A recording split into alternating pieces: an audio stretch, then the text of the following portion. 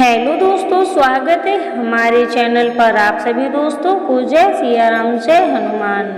ब्रह्मा हिंदू धर्म में एक प्रमुख देवता हैं। ये हिंदुओं के 3 प्रमुख देवताओं ब्रह्मा, विष्णु, महेश में से एक हैं। ब्रह्मा को सृष्टि का रचयिता कहा जाता है।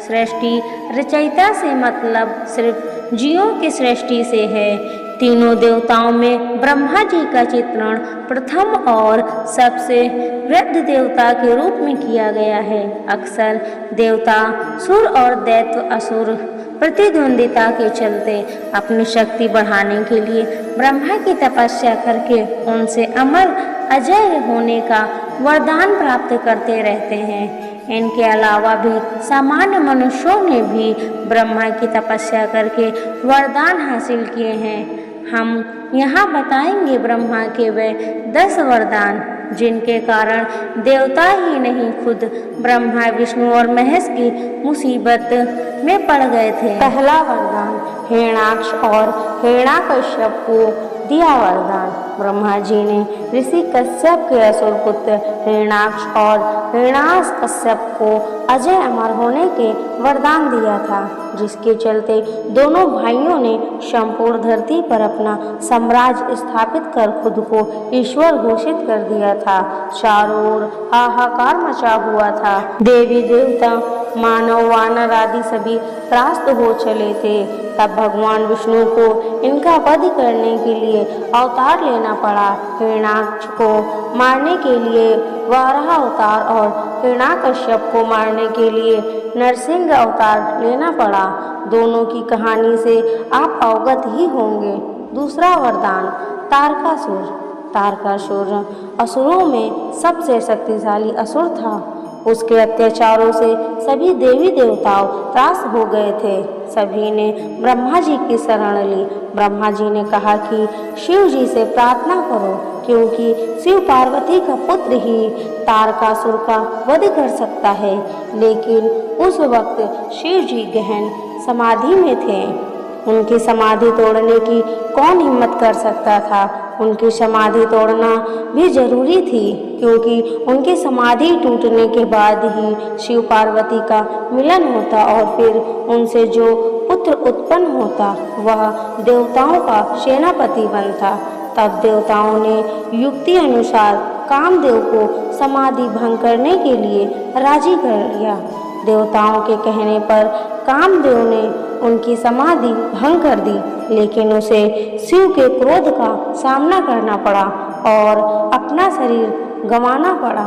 क्रोध शांत होने के बाद सभी देवता शिव जी के पास गए। उन्होंने शिव जी से प्रार्थना की कि तारकासुर हमें परेशान कर रहा है। आपका पुत्र ही इस समस्या का समाधान कर सकता है। ऐसा ब्रह्मा जी का वरदान है। देवताओं की प्रार्थना का असर शिव जी पर हुआ। देवताओं की प्रार्थना से ही शिव दूल्हा बने और उन्होंने पार्वती से विवाह किया। शिव पार्वती के पुत्र हुए कार्तिकेय। कार्तिकेय देवताओं की सेना के सेनापति बने। उन्होंने तारकासुर का वध कर देवताओं को असुरों के भय से मुक्त कर दिया। तीसरा वरदान त्रिपुरासुर। असुर बाली की कृपा प्राप्त त्रिपुरासुर भयंकर असुर थे।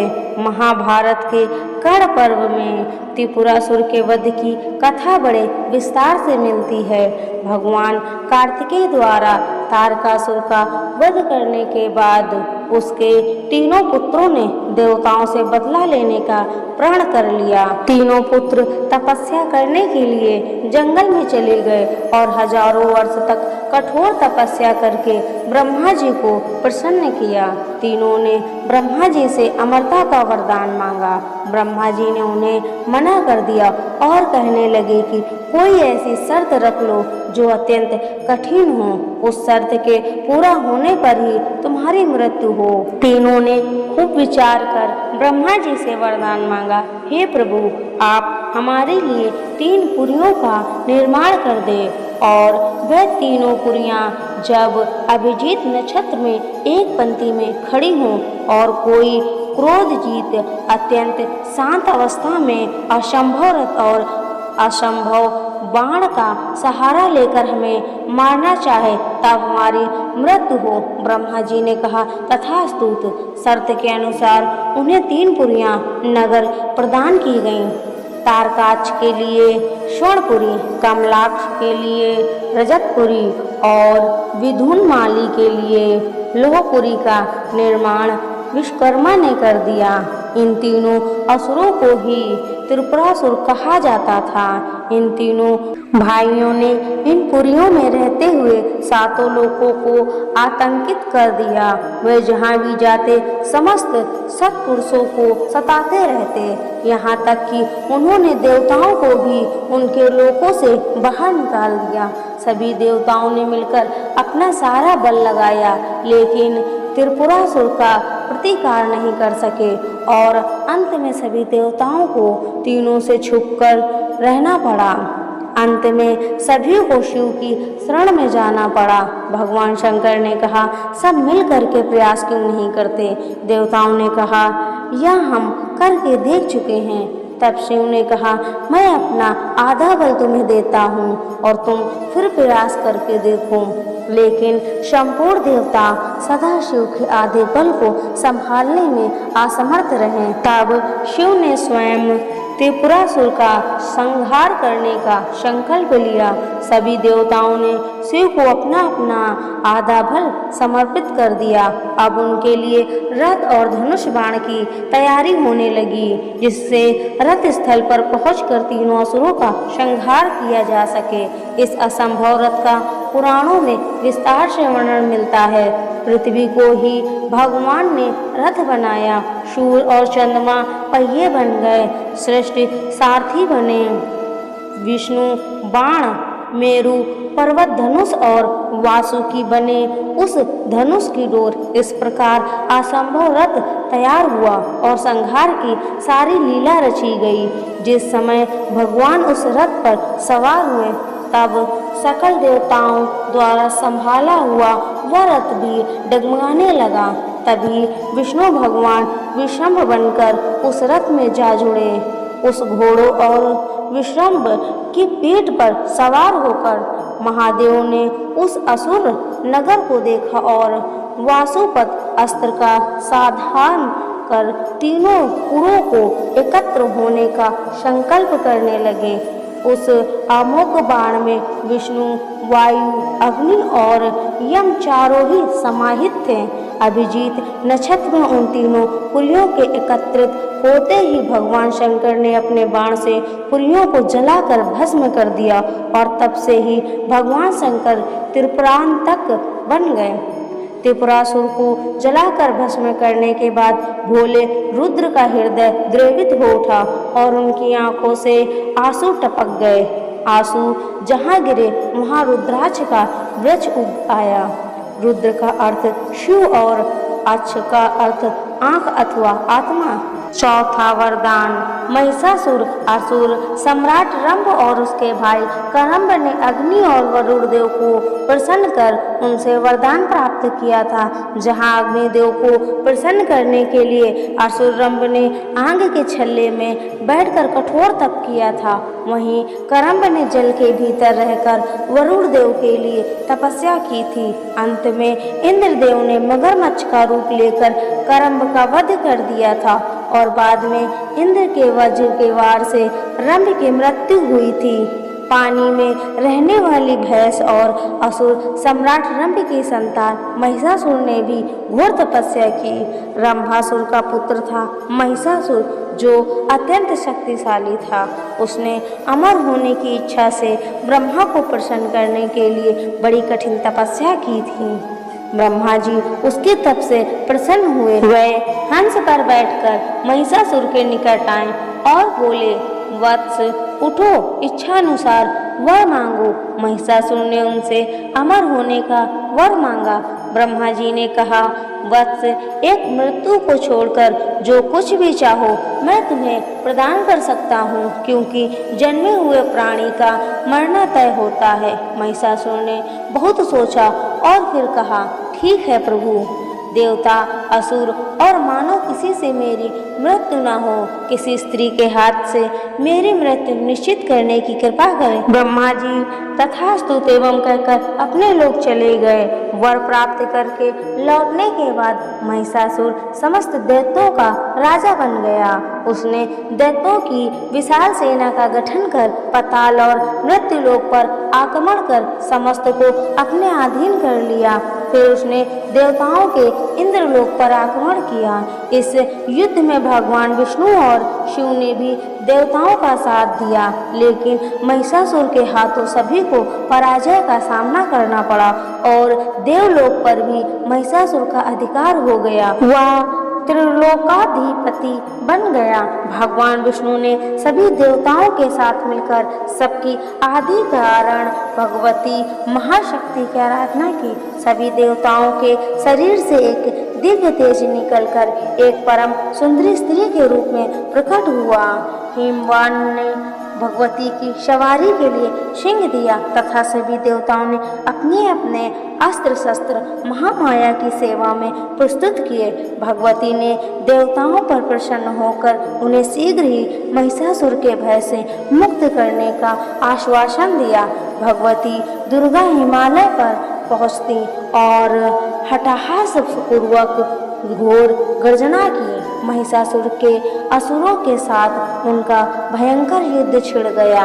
एक एक करके महिषासुर के सभी सेनानी मारे गए। फिर विवश होकर महिषासुर को भी देवी के साथ युद्ध करना पड़ा। महिषासुर ने नाना प्रकार के मायावी रूप बनाकर देवी को छल से मारने का प्रयास किया, लेकिन अंत में भगवती ने अपने चक्र से महिषासुर का मस्तक काट दिया। पांचवा वरदान रक्त बीज। रक्त बीज का नाम तो आपने सुना ही होगा। वह बड़ा ही भयानक असुर था। भूमि पर उसके रक्त की एक भी बूंद गिरती तो उस रक्त से उसी के समान एक और राक्षस पैदा हो जाता। इस तरह युद्ध में उसकी जब हजारों बूंदें गिरी तो हजारों राक्षस पैदा होकर हाहाकार मचाने लगे। यह भयानक मंजर देखकर देवता भी घबराने लगे। सभी सोच में पड़ गए कि इसे कैसे मारा जाए।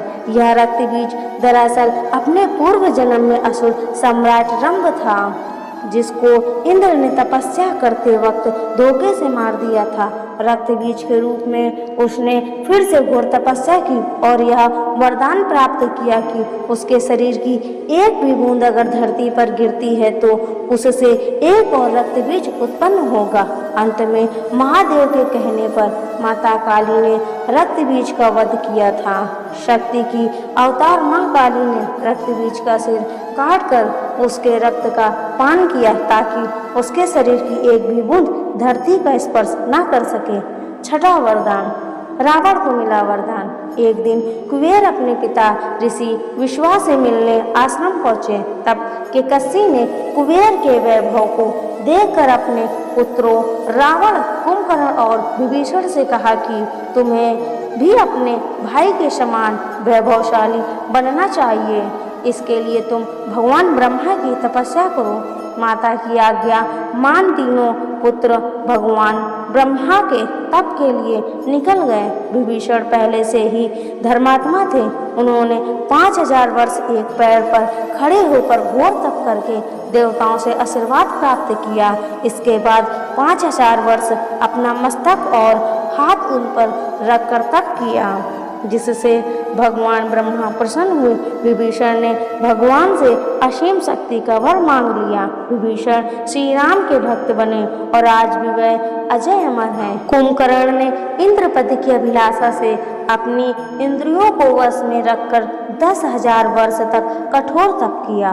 उसके कठोर तप से भयभीत होकर इंद्र देवताओं ने देवी सरस्वती से प्रार्थना की। कुंभकर्ण के वर मांगते समय आप उनकी जिह्वा पर विराजमान होकर देवताओं का साथ देना।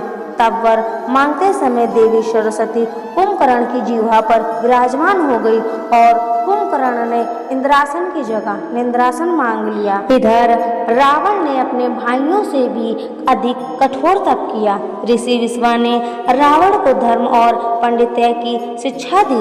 वह प्रत्येक 11वें वर्ष में अपना एक शीश भगवान के चरणों में अर्पित कर देता। इस तरह उसने भी 10,000 साल में अपने 10 शीश भगवान को अर्पित कर दिए। उसके तप से प्रसन्न होकर भगवान ने उससे वर मांगने को कहा। तब रावण ने कहा कि देव, दानव, दैत्य, राक्षस, गंधर्व, किन्नर, यक्ष आदि सभी दिव्य शक्तियाँ उसका वध न कर सके। रावण मनुष्य और जानवरों को कीड़ों की भांति तुच्छ समझता था, इसीलिए वरदान में उसने इनको छोड़ दिया। यही कारण था कि भगवान विष्णु को उसके वध के लिए मनुष्य अवतार में आना पड़ा।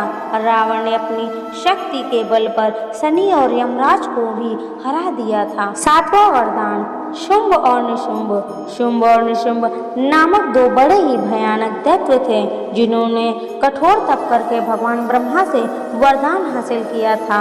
दोनों भाई यह मानते थे कि हमारा अंत कोई स्त्री कैसे कर सकती है, उसकी इतनी सामर्थ्य नहीं हो सकती, तो इसीलिए उन्होंने यह वरदान मांगा कि कोई भी पुरुष, देवता, राक्षस, दानव, असुर उनका वध न कर पाए। बस फिर क्या था, इन दोनों भाइयों के आतंक से तीनों लोकों में हाहाकार मच गया। इन तीनों के आतंक को खत्म करने के लिए ही अंत में माँ दुर्गा का अवतार हुआ था।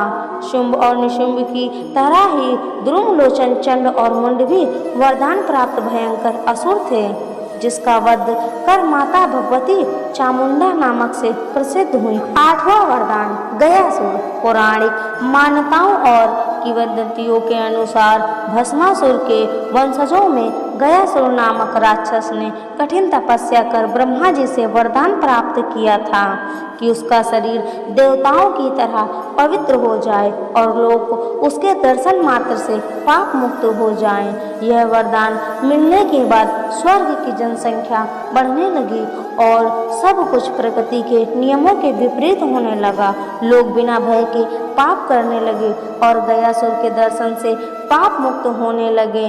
इससे बचने के लिए यज्ञ करने को देवताओं ने गयासुर से पवित्र स्थान की मांग की। गयासुर ने अपना शरीर देवताओं को यज्ञ के लिए दे दिया। जब गयासुर लेटा तो उसका शरीर 5 कोस में फैल गया। यही 5 कोस जगह आगे चलकर गया बना, परंतु गयासुर के मन से लोगों को पाप मुक्त करने की इच्छा नहीं गई और फिर उसने देवताओं से वरदान मांगा कि यह स्थान लोगों को तारने वाला बना रहे। श्रद्धा के माध्यम से यह पर्व हमें अपने पितर से जोड़ता है। इस तरह श्रद्धा की परंपरा अपने परिजनों और परिवार के प्रति स्नेह श्रद्धा भाव से ओतप्रोत करती है। जो भी लोग यहाँ पर किसी के दर्पण की इच्छा से पिंडदान करें, उन्हें मुक्ति मिले। यही कारण है कि आज भी लोग अपने पितृ को पिंड देने के लिए गया आते हैं। 9वां वरदान दारुक असुर। एक बार दारुक नाम के असुर ने ब्रह्मा को प्रसन्न कर शक्तिशाली होने का वरदान प्राप्त किया और कहा कि मेरी मृत्यु किसी से भी ना हो। ब्रह्मा ने जब अजय अमर होने का वरदान देने से इनकार किया तो उसने कहा कि अच्छा ऐसा करें कि मेरी मृत्यु किसी स्त्री से ही हो। ब्रह्मा ने कहा तथास्तु। दारुक को घमंड था कि मुझे तो कोई स्त्री मार ही नहीं सकती है। वरदान से वह देवताओं और विप्रजनों को प्रलय की अग्नि के समान दुख देने लगा। उसने सभी धार्मिक अनुष्ठान बंद करा दिए तथा स्वर्गलोक में अपना राज्य स्थापित कर लिया। सभी देवता ब्रह्मा और विष्णु के पास पहुँचे। ब्रह्मा जी ने बताया कि यह दुष्ट केवल स्त्री द्वारा मारा जाएगा। तब ब्रह्मा और विष्णु सहित सभी देव स्त्री रूप धारण कर दुष्ट दारुक से लड़ने गए, लेकिन दैत्य अत्यंत बलशाली था और उसने उन सभी को परास्त कर दिया। ब्रह्मा विष्णु समेत सभी देव भगवान शिव के धाम कैलाश पर्वत पहुँचे तथा उन्हें दैत्य दारुक के विषय में बताया। भगवान शिव ने उनकी बात सुन माँ पार्वती की ओर देखा। तब माँ पार्वती मुस्कुराई और अपने एक अंश को भगवान शिव में प्रविष्ट कराया। माँ भगवती का वह अंश भगवान शिव के शरीर में प्रवेश कर उनके कंठ में स्थित विष से अपना आकार धारण करने लगा। विश्व के प्रभाव से वह काले वर्ण में परिवर्तित हुआ। भगवान शिव ने उस अंश को अपने भीतर महसूस कर अपना तीसरा नेत्र खोला। उनके नेत्र द्वारा भयंकर विकराल रूप हुआ। काली वर्ण वाली माँ काली उत्पन्न हुई। माँ काली के भयंकर व विशाल रूप को देखकर सभी देवता व सिद्ध लोग भागने लगे। माँ काली के केवल हुंकार मात्र से दारुक समेत सभी असुर सेना जलकर भस्म हो गई। माँ के क्रोध की ज्वाला से संपूर्ण लोक जलने लगा। उनके क्रोध से संसार को जलता देख भगवान शिव ने एक बालक का रूप धारण किया। शिव शमशान में पहुँचे और वहाँ लेटकर रोने लगे। इस रोने के कारण ही उनका नाम रूरू भैरव पड़ा। जब माँ काली ने शिव रूपी उस बालक को देखा तो वह उनके उस रूप से मोहित हो गई। वात्सल्य भाव से उन्होंने शिव को अपने हृदय से लगा लिया। उनके उस क्रोध से 8 मूर्ति हुई जो क्षेत्रपाल कहलाईं। शिव जी द्वारा माँ काली का क्रोध पी जाने के कारण वह मूर्छित हो गई। देवी को होश में लाने के लिए शिव जी ने शिव तांडव किया। होश में आने पर माँ काली ने जब शिव को नृत्य करते देखा तो वह भी नाचने लगी, जिस कारण उन्हें योगिनी कहा गया। श्री लिंग पुराण अध्याय 106 के अनुसार उस क्रोध से शिव जी के 52 टुकड़े हो गए, वही 52 भैरव कहलाए। तब 52 भैरव ने मिलकर भगवती के क्रोध को शांत करने के लिए विभिन्न मुद्राओं में नृत्य किया। तब भगवती का क्रोध शांत हो गया। इसके बाद भैरव जी को काशी का अधिकार दे दिया तथा भैरव और उनके भक्तों को काल के भय से मुक्त कर दिया। तभी से वे भैरव काल भैरव भी कहलाए।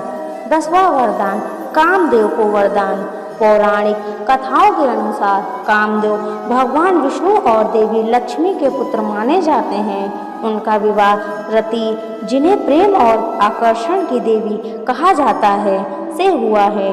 कामदेव को अर्धदेव या गंधर्व भी कहा जाता है, जो स्वर्गवासियों में कामेक्षा उत्पन्न करने के लिए उत्तरदायी हैं। कुछ कथाओं में यह भी उल्लेखित है कि कामदेव स्वयं ब्रह्मा जी के पुत्र हैं और इनका संबंध भगवान शिव से भी है। ये तोते के रथ पर मकर मछली के चिन्ह से अंकित लाल ध्वजा लगाकर विचरण करते हैं। पौराणिक कथाओं के अनुसार एक समय ब्रह्मा जी प्रजा वृद्धि की कामना से ध्यान मग्न थे।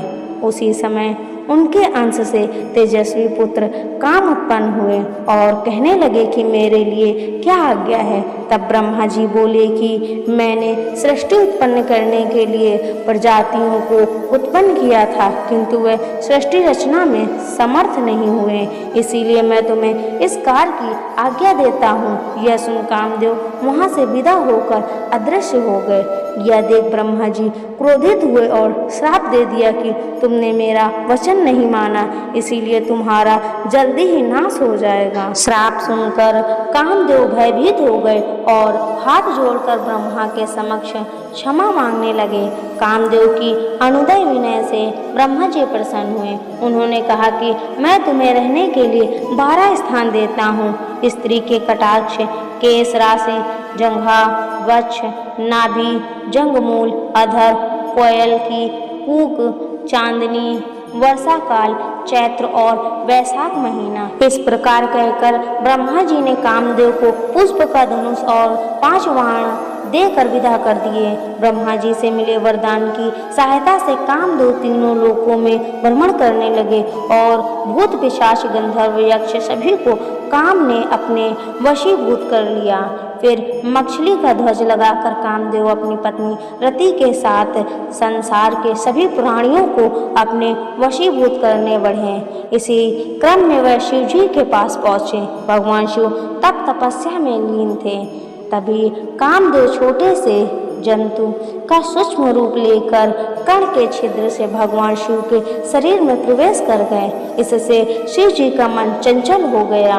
उन्होंने विचार धारण कर चित्त में देखा कि कामदेव उनके शरीर में स्थित हैं। इतने में ही इच्छा शरीर धारण करने वाले कामदेव भगवान शिव के शरीर से बाहर आ गए और आम के एक वृक्ष के नीचे जाकर खड़े हो गए। फिर उन्होंने शिव जी पर मोहन नामक बाण छोड़ा जो शिव जी के हृदय पर जाकर लगा, जिससे क्रोधित हो शिव जी ने अपने तीसरे नेत्र की ज्वाला से उन्हें भस्म कर दिया। कामदेव को जलता देख उनकी पत्नी रति विलाप करने लगी। तभी आकाशवाणी हुई जिसमें रति को रुदन न करने और भगवान शिव की आराधना करने को कहा।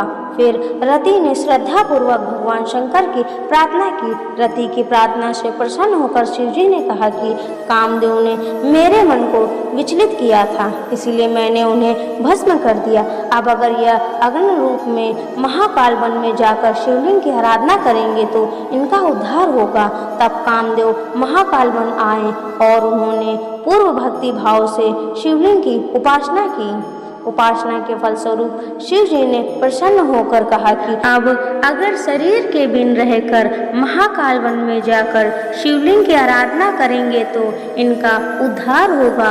तब कामदेव महाकाल वन आए और उन्होंने पूर्ण भक्ति भाव से शिवलिंग की उपासना की। उपासना के फलस्वरूप शिव जी ने प्रसन्न होकर कहा कि तुम शरीर के बिन रहकर भी समर्थ रहोगे। कृष्णावतार के समय तुम रुक्मणी के गर्भ से जन्म लोगे और तुम्हारा नाम प्रद्युम्न होगा। तो दोस्तों ये जानकारी कैसी लगी? अगर ये वीडियो अच्छी लगी हो तो वीडियो को लाइक करें, चैनल को सब्सक्राइब कर ले। मिलते हैं ऐसे नेक्स्ट वीडियो में, तब तक के लिए आप सभी दोस्तों को जय सिया राम, जय हनुमान।